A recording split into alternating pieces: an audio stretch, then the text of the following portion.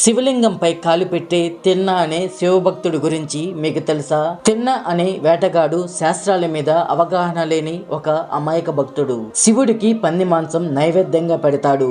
సువర్ణముఖి నదిలో నీటిని నోటితో తెచ్చి అభిషేకం చేస్తాడు.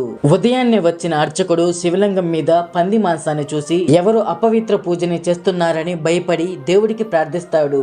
శివుడు ఆ అర్చకుడికి కలలో దర్శనమిచ్చి రేపు దాక్కుని చూడు, నిజమైన భక్తి ఎలా ఉంటుందో తెలుసుకుంటావని చెప్తాడు.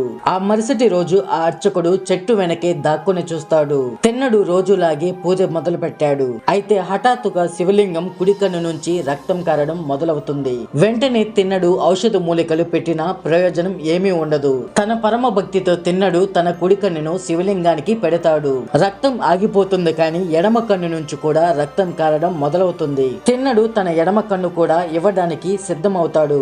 ఈ కన్ను కూడా తీసిస్తే ఎక్కడ పెట్టాలో చూడలేడు కాబట్టి ముందుగా శివలింగం మీద కాలు పెట్టి దాన్ని గుర్తుగా చేసుకుని రెండో కన్ను తీసి శివలింగానికి పెడతాడు. ఈ పరమ భక్తి చూసిన అర్చకుడు ఆశ్చర్యపోతాడు.